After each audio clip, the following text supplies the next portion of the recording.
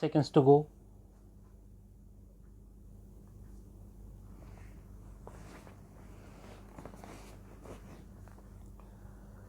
Start. In the present appeal, the insurance company has challenged the award only on the ground that the compensation awarded to the claimants is excessive and arbitrary, and the rate of interest awarded by the tribunal, that is 8% per annum calculated from the date of filing the claim petition, is also arbitrary. It was argued by the counsel for the appellant that in column 6 of the claim petition, the claimant had stated the income of the deceased to be rupees 15,000 per annum, and therefore the tribunal had acted arbitrarily in determining the compensation on the basis of a notional income of rupees 20,000 per annum.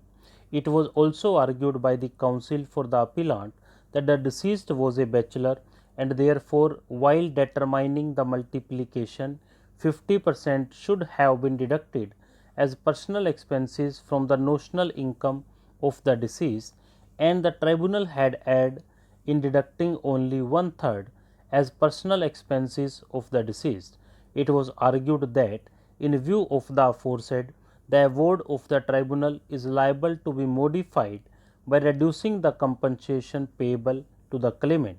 Rebutting the argument of the counsel for the appellant, the counsel for the claimant has argued that the income of the deceased was stated to be rupees 15,000 per annum, column 6 of the claim petition, on the basis of the notional income provided in paragraph 6 of the second schedule. It was argued by the counsel for the claimant that under section 168 of the Act 1988, the tribunal is required to hold an inquiry into the claim and award just compensation, and the compensation payable to the claimants would not be reduced because a lesser amount was claimed as compensation in the claim petition. In support of his cross objection, the counsel for the claimant has argued that from the evidence on record it was proved that at the time of his death the deceased was earning rupees 5,000 per month, and therefore the tribunal had acted arbitrarily in determining compensation on the basis of a notional income of rupees 20,000 per annum. It was also argued by the counsel for the claimant that the multiplier has to be decided considering the age of the deceased and not the age of the parents of the deceased.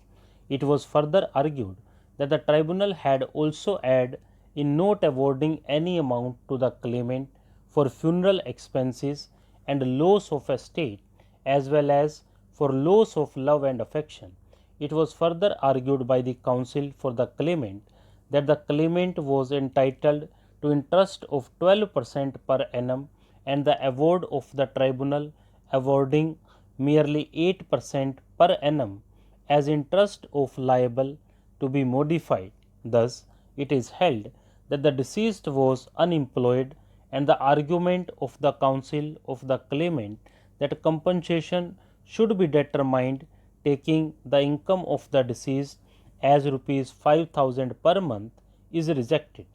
The notional income of the deceased and the consequential compensation payable to the claimant is decided later on in the judgment. Stop.